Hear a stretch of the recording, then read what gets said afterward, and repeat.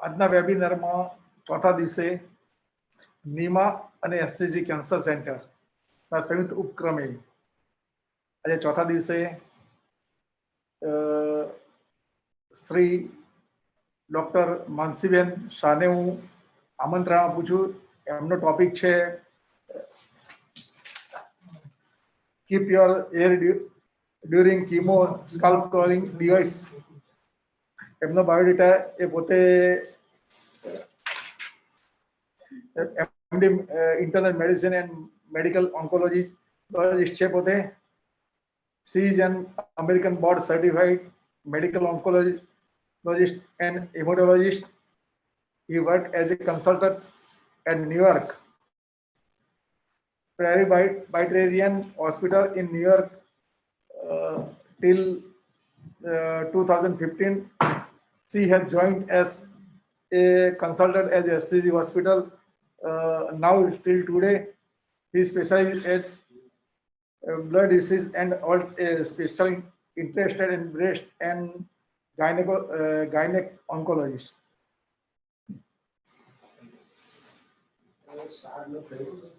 Thank you, sir, for this introduction.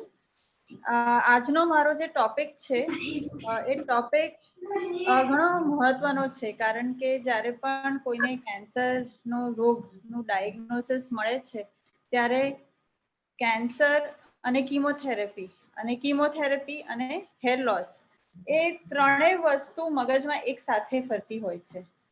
હવે અત્યારની આપણી પાસે જે નવી ટેકનોલોજી છે એમાં આપણે કીમોથેરાપી દરમિયાન જે હેર લોસ થતું હોય છે ને કેવી રીતે અવોઇડ કરી શકીએ એના માટે મારે ખાલી આજે આ અવેરનેસ માટે તમારી સાથે ચર્ચા કરવી હતી.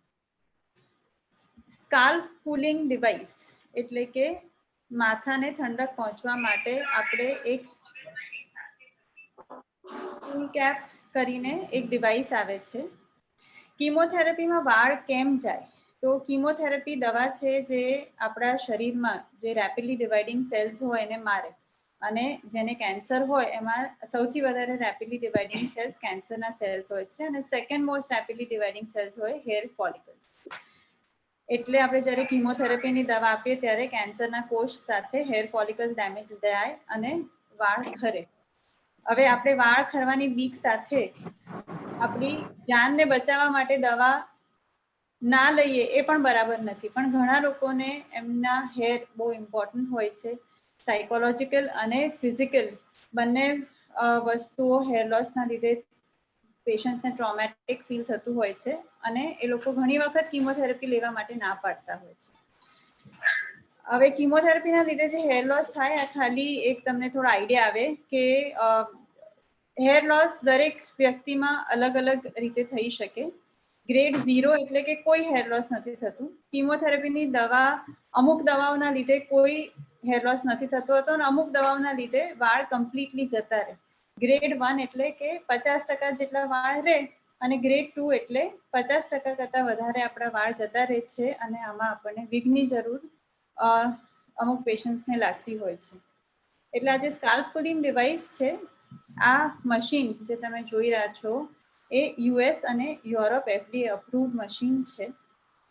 આ મશીનની અંદર કુલન્ટ હોય, અને આ જે ટ્યુબ છે એની સાથે આ કેપ અટેચ્ડ હોય, એટલે કેપ પેશન્ટના માથા ઉપર આપણે પહેરાવવાની જ્યારે કીમોથેરાપીની દવા આપતા હોઈએ એ પહેલાં, એ દરમિયાન અને 60 to 90 મિનિટ્સ પછી, જેથી એક ઠંડુ લિક્વિડ આ કેપની અંદર ફરતું હોય અને સ્કાલ્પને ટેમ્પરેચરને અરાઉન્ડ 20 ડિગ્રી સેલ્સિયસ પર રાખી અને હેર ફોલિકલ્સને ડેમેજ કરતાં અટકાવતું હોય છે.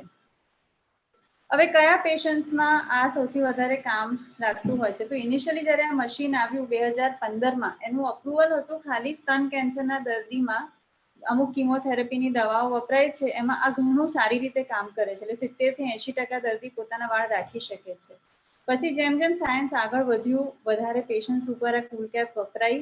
2017 અને 18માં બીજા બધા સોલિડ ટ્યુમર્સમાં પણ આ અપ્રુવલ આવ્યું છે. એટલે ખાલી ફિમેલ્સ માટે નથી, ફિમેલ્સ મેલ્સ એટલે સ્ત્રીઓ અને પુરુષો જે કીમોથેરાપીની દવા લેતા હોય છે સોલિડ ટ્યુમર્સ માટે. સોલિડ ટ્યુમર્સ એટલે સ્તન કેન્સર છે, આંતરડાનું કેન્સર છે, ઓવરીનું કેન્સર છે, એ બધા ટ્યુમર્સમાં આપણે આ કુલ કેપ વાપરી શકીએ છીએ.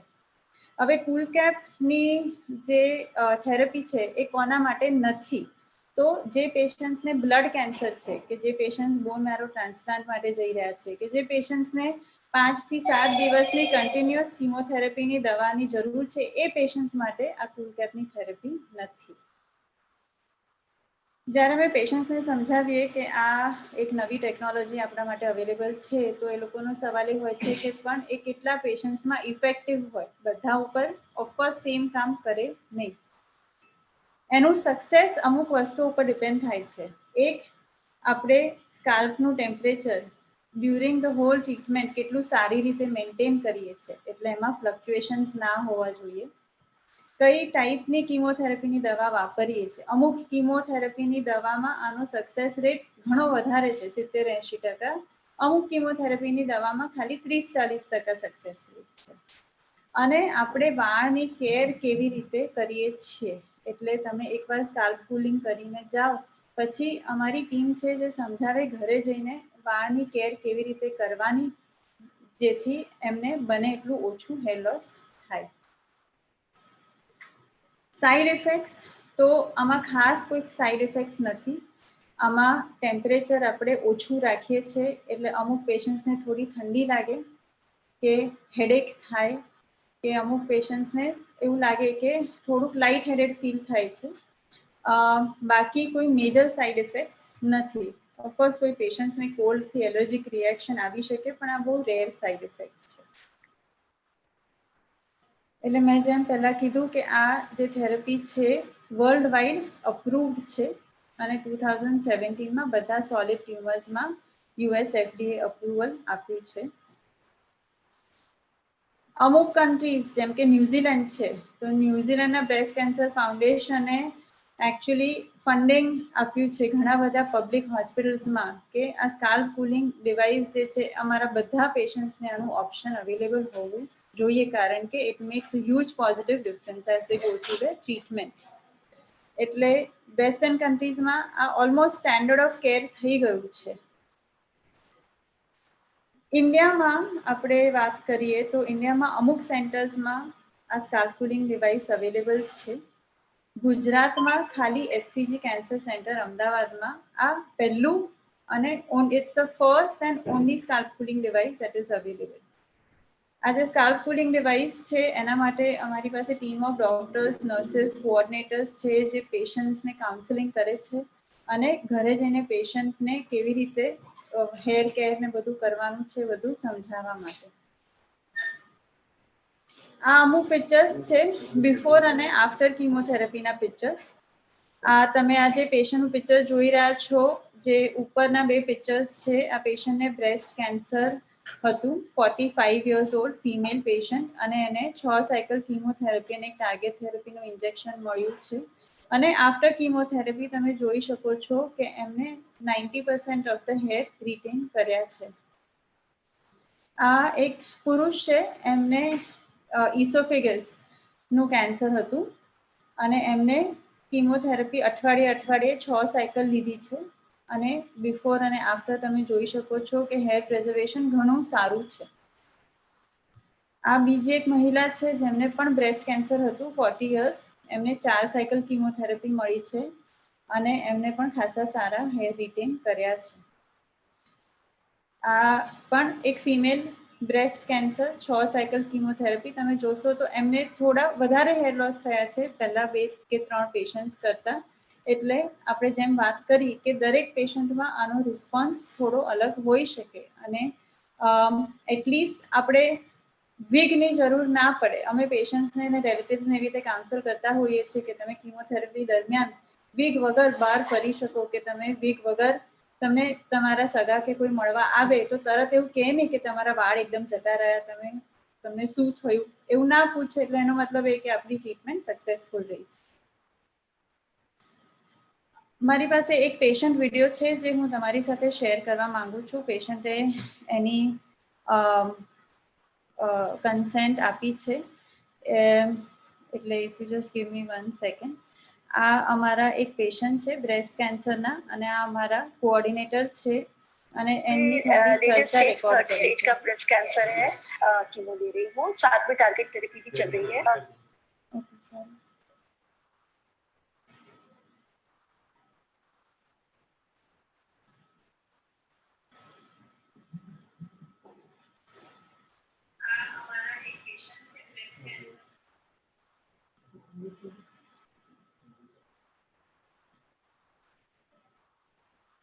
फर्स्ट मुझे जब कैंसर डिटेक्ट हुआ तो मैं बहुत ही डर गई, सिर्फ ये सोच के कि अब मेरे बाल नहीं रहेंगे, क्योंकि मैंने जितने भी कैंसर पेशेंट्स को देखा हुआ है तो मैंने यही देखा है कि ड्यूरिंग कीमो बॉल्डनेस उनकी आ जाती है, पूरे बाल चले जाते हैं।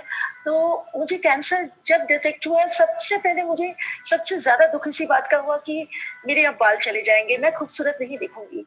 तो मैं एक बहुत ही ब्यूटी कॉन्शियस और हेल्थ कॉन्शियस लेडी हूँ, 55 ईयर्स ओल्ड हूँ। मेरे ख्याल से शायद हर लेडीज को होता है, बाल एक वीकनेस है हर लेडीज में।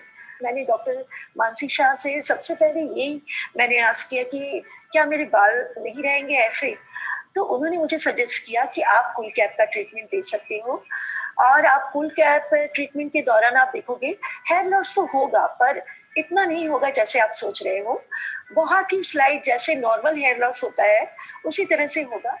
तो मैंने उनकी बात को मान लिया और मैंने कूल कैप लिया ट्रीटमेंट के ड्यूरिंग। तो मुझे इतना अच्छा महसूस हुआ, क्योंकि कीमो की जो हीट होती है वो सबसे ज्यादा बालों पे असर दिखाती है और पूरी बॉडी में तो फैलती ही है, पर ये ड्यूरिंग कीमो में मैंने फील किया, इतना मुझे ठंडक मिलता है सिर में कि मैं सो जाती हूँ।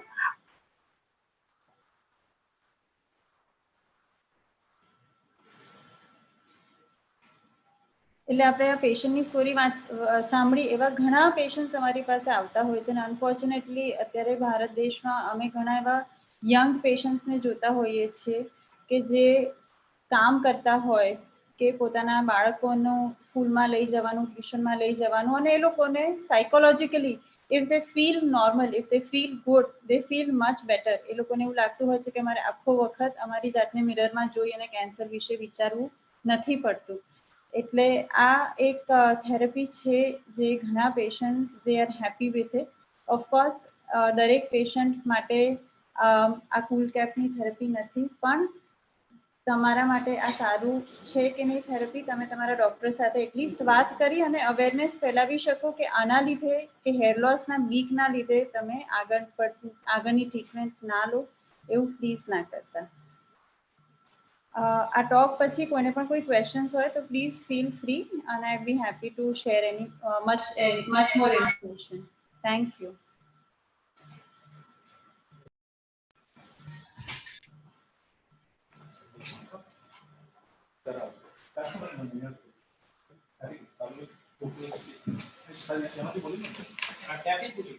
Lot of thanks for Dr. Mansiben Shah.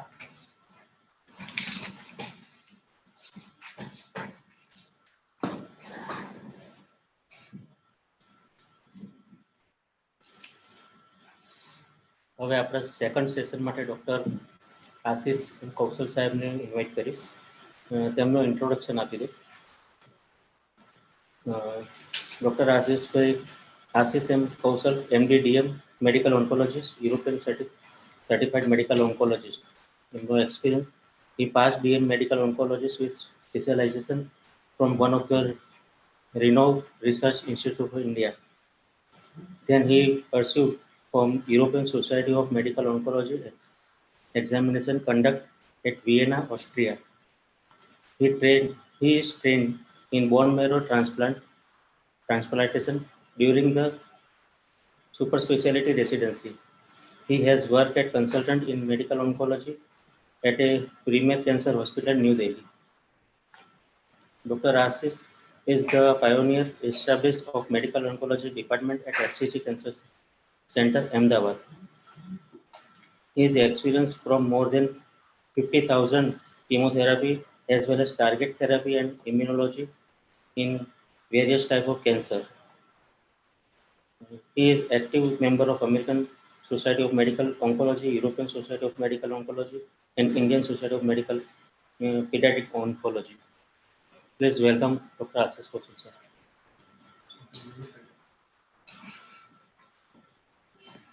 Thank you, sir.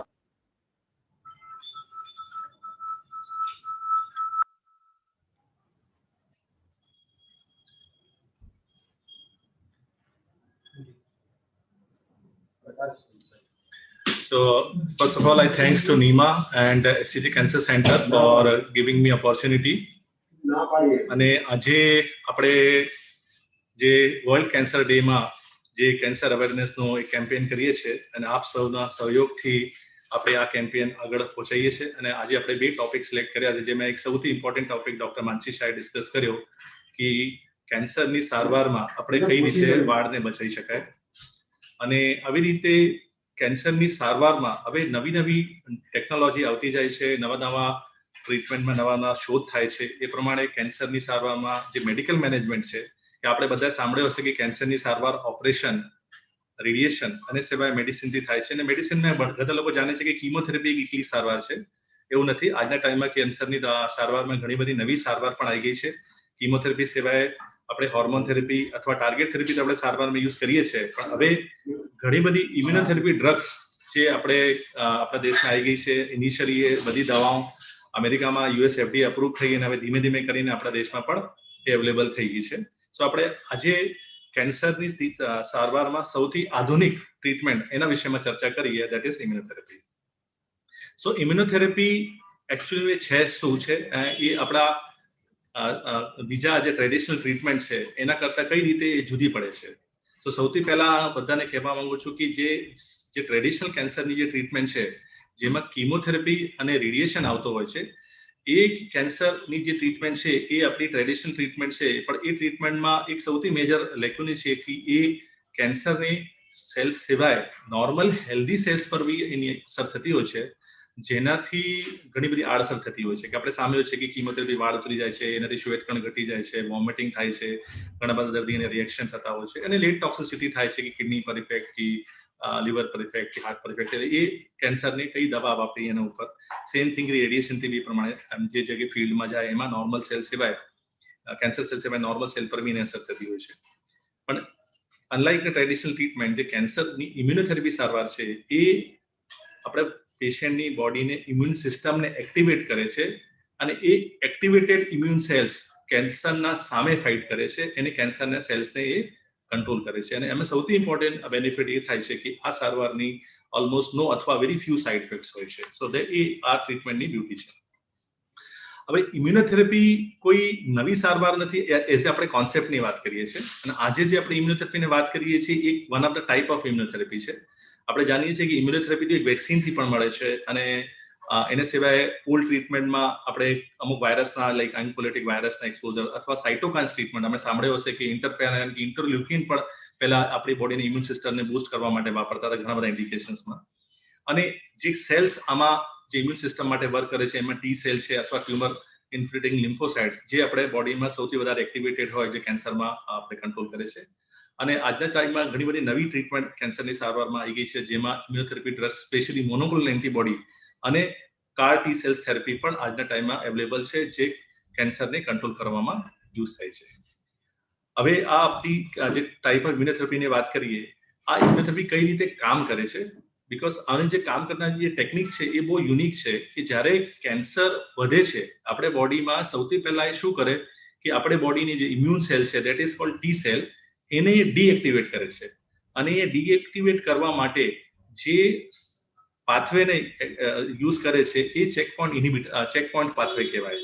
અને આ જે ચેકપોઇન્ટ પાથવે જે છે એને ઇમ્યુનોથેરેપી ડ્રગ એકચ્યુઅલીમાં જઈને બ્લોક કરી દે છે અને એ પાથવે બ્લોક થાય તો જે ટી સેલ સપ્રેસ થાય છે એકચ્યુઅલીમાં એક્ટિવેટ થઈ જાય અને કેન્સરની સામે કામ કરે છે. સો ઇમ્યુનોથેરેપી આપણા બોડીના પોતાના જે કોષ જે કેન્સરના લગતા સપ્રેસ થઈ જાય છે એને રીએક્ટિવેટ કરી દે છે અને આપણે બોડીની ઇમ્યુનિટી પાછી આવી જાય છે. સો આ પિક્ચરમાં તમે જોઈ શકો છો કે કઈ રીતે ઇમ્યુનોથેરેપી વર્ક કરે છે. એક નોર્મલ મોડમાં જે આપણે બોડીની ઇમ્યુન સિસ્ટમ છે એ નોર્મલી કેન્સર સેલને ડિટેક્ટ કરીને એને ડિસ્ટ્રોય કરી શકે છે, પણ જ્યારે આપણે કેન્સરની સેલ્સ જે નોર્મલ ટી સેલને એક્ટિવેટ ના કરી શકે અને because of this check point pathway એ જે ટી સેલ ઇનએક્ટિવેટ થઈ જાય તો એ કેન્સર વધતો જાય છે. પણ જ્યારે આપણે ઇમ્યુનોથેરાપી યુઝ કરીએ તો એ જે બ્રેક હોય એને ડીએક્ટિવેટ કરી દે છે, જેનાથી ઇમ્યુન સિસ્ટમ એક્ટિવેટ થઈ જાય છે અને કેન્સરના સામે વર્ક કરી શકે છે. સો આખી જે ડ્રગની જે મેકેનિઝમ છે એ આપણે બોડીના જે ટી સેલ જે ઇનએક્ટિવેટ થઈ જાય છે એને રીએક્ટિવેશન છે કેન્સરના સામે ફાઇટ કરી શકે. હવે ઇમ્યુનોથેરાપીની બીજી ઓપ્શનની વાત કરીએ કે કેટલા જુદા જુદા ટાઈપના ઇમ્યુનોથેરાપી હોય. સો એમાં જે સૌથી ઇમ્પોર્ટન્ટ અને સૌથી વધારે સાયન્ટિફિક એવિડન્સ આજે આપણા પાસે જે અવેલેબલ છે એ ચેકપોઇન્ટ ઇનિબિટર કરીને ઇમ્યુનોથેરાપી ડ્રગ છે. અને એ જે ચેકપોઇન્ટ ઇનિબિટર હોય એમાં અલગ અલગ પાથવે હોય, જેમાં પીડી અને PDL1 પાથવે સૌથી ઇમ્પોર્ટન્ટ છે. અને એ જે પાથવે છે એ જે કેન્સર હોય એને સામે કંટ્રોલ કરે છે, જે આપણે બોડીને ટી સેલને રીએક્ટિવેટ કરે છે. એને ઘણા બધા ઇન્ડિકેશનમાં આનો યુઝ પણ થાય છે. એટલે ઓલમોસ્ટ ઓલ કેન્સરમાં આવી ઇમ્યુનોથેરાપી ડ્રગ્સ અવેલેબલ છે. એને સિવાય અમુક સેલ થેરપી જે બોડીને ઇમ્યુન સિસ્ટમને એક્ટિવેટ કરે છે, like car T cell therapy, જે અત્યારે લ્યુકિયમ અને લિમ્ફોમામાં હજી સુધી અપ્રૂવ છે. એ મોસ્ટલી યુએસમાં અવેલેબલ છે. ટ્રેડિશનલ ઇમ્યુનોથેરાપી ટ્રીટમેન્ટ જેમ કે સાઇટોકાઇન્સ જે આપણે પહેલા વાપરતા હતા, લાઈક ઇન્ટરફેરોન, ઇન્ટરલ્યુકેન, જે આપણે બોડીના ઇમ્યુન સિસ્ટમને બૂસ્ટ કરે છે. અને એ પ્રીવિયસલી આપણે યુઝ કરતા હતા મેલેનોમા અને કિડની કેન્સરમાં. પણ આજના ટાઈમમાં અત્યારે આપણે એટલા બધા યુઝ નથી કરતા, બીકોઝ એના સામે જે ચેકપોઇન્ટ ઇન્હિબિટર ઇમ્યુનોથેરાપી છે એ ઘણી વધારે સુપીરિયર ટ્રીટમેન્ટ છે, તો એ વધારે વાપરવામાં આવે છે. અમુક વેક્સિન્સ પર કેન્સરની સારવારમાં યુઝ થાય છે, જે આપણે ઇમ્યુન સિસ્ટમને એક્ટિવેટ કરીને કેન્સર સામે ફાઇટ કરે છે. જે રીતે પ્રોસ્ટેટ કેન્સરમાં અમે સિપ્લિસેલ વેક્સિન્સ યુઝ કરતા હોઈએ છીએ. અને અમુક વાયરસ પર કેન્સરની સામે આપણે ફાઇટ કરી, લાઈક આપણે મેલોનોમા વાપરીએ છીએ. સો આ જે સ્લાઇડ છે એમાં તમે જોઈ શકો છો કે જ્યારે કેન્સર સેલ આપણે બોડીના ટી સેલ પર અટેક કરે because of PDL1 PD pathway, so A T સેલને સપ્રેસ કરી આપે છે. અને જ્યારે આપણે કોઈ એન્ટી PDL ડ્રગ ના વાપરીએ, સો બીકોઝ ઓફ ધીસ સપ્રેશન જે ટી સેલ જે છે એ ડીએક્ટિવેટ થઈ જાય છે અને કેન્સર મલ્ટીપ્લાય થાય. પણ with the availability of this drug, once we introduce this drug like PDL1 blocker, જેને એન્ટી PDL1 ડ્રગ કહેવાય, અથવા ચેકપોઇન્ટ ઇનિબિટર ડ્રગ કહેવાય, એ પાથવેને બ્લોક કરે છે as a PD1 PDL1 pathway, જેનાથી કેન્સર સેલ ટી સેલને ડીએક્ટિવેટ નથી કરી શકતી. અને ટી સેલનો રીએક્ટિવેશન થાય, ટી સેલનું પોપ્યુલેશન વધી જાય, જે કેન્સરના સામે ફાઇટ કરીને એને કેન્સરને કંટ્રોલ કરી શકે છે. સો આ એક મોડર્ન ટ્રીટમેન્ટ છે. આજે ટાઈમમાં એ ડ્રગ અવેલેબલ છે. ઓલમોસ્ટ ઘણા બધા કેન્સરમાં એ યુઝ થઈ શકે છે. અને એનાથી આપણા પેશન્ટના ઓન બોડી સિસ્ટમ રીએક્ટિવેટ થઈ જાય છે અને એની બહુ લિમિટેડ સાઇડ ઇફેક્ટ્સ હોય છે. હવે આપણે કોમન જે ઇમ્યુન ચેકપોઇન્ટ ઇનિબિટરની વાત કરીએ તો એમાં અત્યારે આપણા દેશમાં ઓલમોસ્ટ એ બધા ડ્રગ્સ અવેલેબલ છે, જેમાં નિવુલમેબ અને પેમ્બ્રોલુઝુમેબ જે સૌથી કોમન વપરાય છે, જેનું નામ ઓબ્ડિવા એન્ડ કેટ્રુડલ છે, જે સૌથી પહેલા ઇમ્યુનોથેરાપી ડ્રગ્સ લાસ્ટ 4-5 વર્ષથી આપણા દેશમાં અવેલેબલ છે. એને સિવાય એટોલિઝુમેબ, એવલુમેબ એન્ડ ડુર્વાલુમેબ એન્ડ ઇપિલુમેબ એ ડ્રગ્સ પણ અવેલેબલ છે. એમાં ફર્સ્ટ 2 ડ્રગ જેને આપણે નિવુલમેબ અને પેમ્બ્રોલુઝુમેબ કહેવાય એ એન્ટી PD1 ઇનિબિટર છે. બાય એટોલિઝુમેબ, એવલુમેબ, ડુર્વાલુમેબ એ PDL1 ઇનિબિટર છે. અને ઇપિલુમેબ એક another type of immunotherapy drug છે, જે સાઇટોટોક્સિક T lymphocyte associated antigen through pathway કામ કરે છે. તો એ ડિફરન્ટ મેકેનિઝમથી કામ કરે છે અને these are the common immunotherapy drugs. હવે આપણે વાત કરીએ કે આ ઇમ્યુનોથેરાપી ડ્રગ્સ કયા કેન્સરમાં વપરાય છે. તો એઝ ઓફ નાઉ એ ઓલમોસ્ટ ઘણા બધા કેન્સરમાં વપરાય છે, starting from the head and neck cancer, oesophageal cancer, lymphoma like Hodgkin, non Hodgkin lymphoma, breast cancer, liver cancer, kidney cancer, bladder cancer, endometrial cancer, જે પેશન્ટને MSI હાઈ હોય, colorectal cancer, melanoma or even some skin cancer. So almost majority of the cancerમાં આ immunotherapy drug વપરાય છે. Most of the ઇન્ડિકેશન્સમાં આ immunotherapy drug as a single agent વપરાય. એટલે એવા પેશન્ટ જેને કેન્સરની કોઈ ટ્રીટમેન્ટ થયેલી હોય, લાઈક કીમોથેરાપી આપેલી હોય અથવા કોઈ બીજી ટ્રીટમેન્ટ થઈ હોય, એના પછી રોગ વધતો હોય તો વપરાય. અમુક ઇન્ડિકેશનમાં એ કીમોથેરાપી સાથે પણ આપવામાં આવશે. અને અમુક કેસીસમાં 2 ઇમ્યુનોથેરાપી ડ્રગ પર જોડે આપવામાં આવે છે. એવા પણ અમુક કેસીસ છે જેમાં એ અપ્રૂવ છે. હવે આપણે જે વાત કરી કે આ ઇમ્યુનોથેરાપી ડ્રગ કીમોથેરાપી કરતા ઘણી બધી ઓછી સાઇડ ઇફેક્ટ્સ અથવા નો સાઇડ ઇફેક્ટ્સ કરે, પણ એની અમુક ઇમ્યુન મીડિયેટેડ સાઇડ ઇફેક્ટ્સ હોય, જેમ કે હાઇપોફાસાઇટિસ કે અમુકને ઇમ્યુન મીડિયેટેડ મેનિન્જાઇટિસ, યુવીઆઇટિસ, ન્યુમોનાઇટિસ ઓર થાઇરોઇડ ડિસફંક્શન થાય, અથવા હેપેટાઇટિસ ઓર પેન્ક્રિયાટાઇટિસ ઓર સ્કિન એરપ્શન્સ, પ્રુરાઇટિસ, માઇલ્ડિયા, આર્થ્રેલ્જિયા. સો એ બધા સાઇડ ઇફેક્ટ એની લિસ્ટમાં આવે છે, પણ એ સાઇડ ઇફેક્ટનો પ્રોફાઇલ ઘણો ઓછો, unlike chemotherapy it is more than 90% less. અને એ બહુ સારી રીતે મેનેજ કરી શકે. જ્યારે બી કોઈ patient immunotherapy related side effect થાય, ખાલી આપણે એને પ્રેડનિસોલોન અથવા સ્ટેરોઇડનું રીચેલેન્જ કરીએ તો એ બધી સાઇડ ઇફેક્ટ્સ અમુક દિવસોમાં જ ઓછી થઈ જાય છે. તો એ વેરી વેલ મેનેજ થઈ શકે છે. સો હું એ કહેવા માંગુ છું કે ઇમ્યુનોથેરાપી જેને આપણે ઇમ્યુન ચેકપોઇન્ટ ઇનિબિટર આજના કેન્સરની સારવારમાં સૌથી નવી શોધ છે. અને ઘણા બધા PD-1 और PD-L1 બ્લોકર્સ ડ્રગ હવે અત્યારે ઇન્ડિયામાં પણ અવેલેબલ છે, જે US FDA અથવા આપણે ઇન્ડિયાનો drug control general of India through approve છે. They are very safe and with very few side effects. One of the important advantage of this immunotherapy drug કે એમનું ઇફેક્ટ ઘણા લોંગ લાસ્ટિંગ હોય છે compare to chemotherapy. જે પેશન્ટને immunotherapy કામ કરે એનું ડ્યુરેશન અનલાઇક કીમોથેરાપી ઘણો લાંબો હોય. આનો એડમિનિસ્ટ્રેશન બહુ ઇઝી છે, જસ્ટ 2-3 કલાકમાં જ પેશન્ટ ટ્રીટમેન્ટ લઈને ઘરે જઈ શકે. આ ટ્રીટમેન્ટ ખાલી ડે કેર બેઝ પર હોય છે, પેશન્ટને કોઈ પ્રોલોંગ હોસ્પિટલાઇઝેશનની કોઈ જરૂરત નથી પડતી. અને એ અમુક કેસીસમાં કીમોથેરાપી સાથે પણ કોમ્બાઇન થતા હોય છે. અને આજના ટાઈમમાં અમુક કીમોથેરાપી સિવાય 2 ઇમ્યુનોથેરાપી ડ્રગનું કોમ્બિનેશન ઇઝ ઓલ્સો ઇફેક્ટિવ. અને like lung cancer, melanoma, even kidney કેન્સરમાં એ કોમ્બિનેશન પણ હવે અપ્રૂવ છે, which is we are started using in some of the patient. So immunotherapy વિષયમાં હું કહું છું કે એ બહુ સારી શોધ છે. હવે એવું નથી કે કીમોથેરાપી સિવાય કોઈ કેન્સરના ઓપ્શન નથી. ઇમ્યુનોથેરાપી એક બહુ રિસેન્ટ એન્ડ ન્યૂ ઓપ્શન છે જે હવે કેન્સરની સારવારમાં યુઝ થાય છે. અને મોસ્ટ ઓફ ધ પેશન્ટમાં સિંગલ એજન્ટ યુઝ થાય વિથ મિનિમમ સાઇડ ઇફેક્ટ્સ. હા, એની અમુક લિમિટેશન્સ આપણે દેશમાં એટલે મળે છે કે એ થોડી કોસ્ટલી હોય છે, પણ હવે ઘણા બધા અસિસ્ટન્ટ પ્રોગ્રામ થ્રુ આપણે ઘણા બધા પેશન્ટને એનું પાસન બેનિફિટ કરીએ છીએ. Thank you.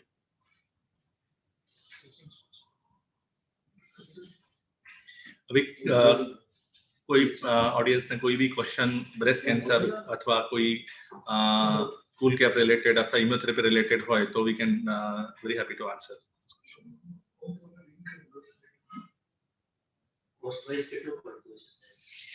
So A cost જે ઇમ્યુનોથેરાપીની છે એ ડિપેન્ડ કરે છે કે આપણે કઈ ઇમ્યુનોથેરાપી ડ્રગ વાપરીએ છીએ બીકોઝ અને આપણે કયા ઇન્ડિકેશનમાં વાપરીએ છીએ.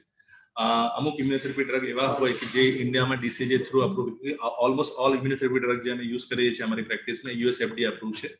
પણ અમે શું થાય કે જ્યારે કોઈ ડ્રગ US FDA થાય તો પછી આપણે drug control general of India એને ઇન્ડિયન અપ્રુવલ આપે. અને જ્યારે ઇન્ડિયન અપ્રુવલ મળી જાય તો એને પેશન્ટ અસિસ્ટન્સ પ્રોગ્રામનું બેનિફિટ મળી શકે છે. કે ઇમ્યુનોથેરાપી ડ્રગની કિંમત છે એ અમુક થાઉઝન્ડથી લઈને અમુક લાખ રૂપિયા એની ટ્રીટમેન્ટ હોય છે. પણ એ સપોઝ કોઈ પેશન્ટને જેને અસિસ્ટન્સ પ્રોગ્રામમાં ઇન્ક્લુડ થાય તો અસિસ્ટન્ટ પ્રોગ્રામ એવું થાય છે કે એક ઇન્જેક્શન પર એ લોકો એક ઇન્જેક્શન પેશન્ટને ફ્રી પણ આપવામાં. સો એનાથી કોસ્ટ એમની 50% ઓછી થઈ જાય છે. સો એ એવા ઇન્ડિકેશનમાં વધારે યુઝ થાય છે આજના દેશમાં કે જેમાં પેશન્ટ પાસે કોઈ ઓપ્શન નથી હોતા, કીમોથેરાપી સહન નથી કરી શકતા પેશન્ટ, એ લોકો ઇવન પેશન્ટ બેડ રિટર્ન હોય, પરફોર્મન્સ બહુ પુઅર હોય તો પણ એ દવા એમાં સરસ કામ કરતી હોય.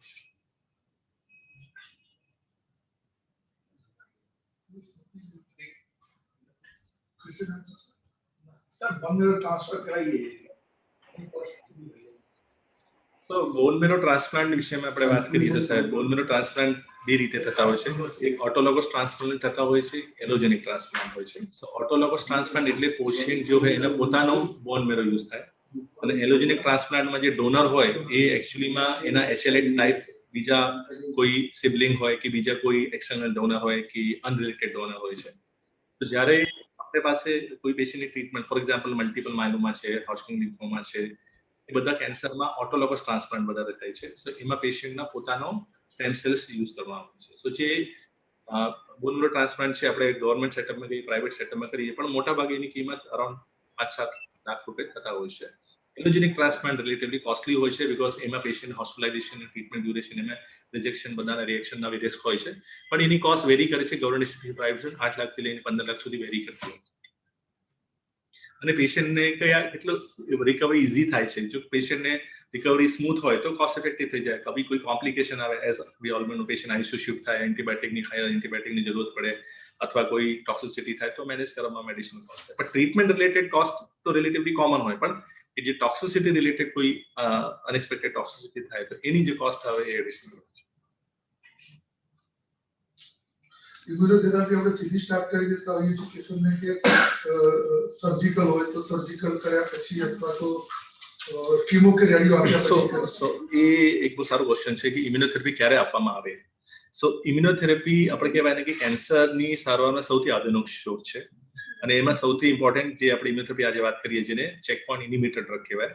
સો જ્યારે કોઈ પણ કેન્સરમાં કે કોઈ પણ મેડિકલ સાયન્સમાં કોઈ બી નવી દવા આવે, કોઈ એવા ઇન્ડિકેશન શરૂઆત થાય જે સૌથી એડવાન્સ ઇન્ડિકેશન હોય. એટલે આજે આપણે વાત કરીએ કે ઇમ્યુનોથેરાપીનો શોધ સૌથી પહેલા મેટાસ્ટેટિક કેન્સરમાં થાય, પછી હવે ઇમ્યુનોથેરાપી ધીરે ધીરે કરીને હવે અર્લી ઇન્ડિકેશનમાં આવવા માંડી અને હવે અત્યારે એની ઘણી બધી ટ્રાયલ્સમાં એવા કેસીસમાં આવે કે ઓપરેશન પહેલા પણ એનો ઇમ્યુનોથેરાપી અમે પહેલા આપીએ છીએ અને અમુક ડ્રગ્સ એવા પણ છે જેને અમે કીમોથેરાપી સાથે આપીએ છીએ. અત્યારે અમારા એસસીજી કેન્સર સેન્ટરમાં અમે એક ટ્રાયલ રન કરીએ છીએ જેમાં immunotherapy plus chemotherapy lung cancer પેશન્ટમાં જેને સર્જરી પહેલા અમે આપીએ છીએ અને એના પછી જો પેશન્ટને સર્જરી થાય અને એના પછી આગળની ટ્રીટમેન્ટ કમ્પ્લીટ કરવામાં આવે. સો ઇમ્યુનોથેરાપી શરૂઆતમાં એવું થતું હતું કે મેટાસ્ટેટિક પેશન્ટમાં થતું, પણ હવે એડજુએન્ટ ઇવન ન્યુ એડજુએન્ટ સેટિંગમાં પણ યુઝ થવા માંડી છે અને પર્પસ ઓફ છે ઇમ્યુનોથેરાપી છે કે એકલા કીમોના રિસ્પોન્સ કરતા સિનર્જિસ્ટિક એટલે એના કરતા રિઝલ્ટ ઇમ્પ્રુવ થતા હોય છે જેનાથી પેશન્ટનો કેન્સર ક્યોર થવાનો ચાન્સ વધતો જાય છે.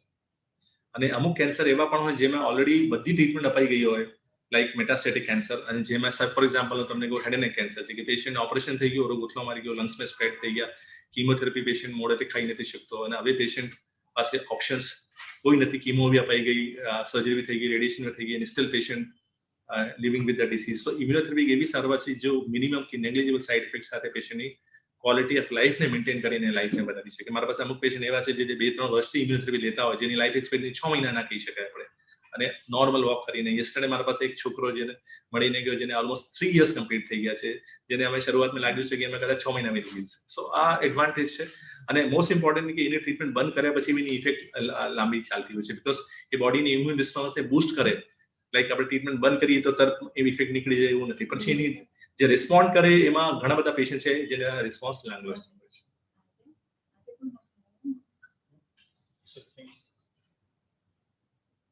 વેબિનાર છે ને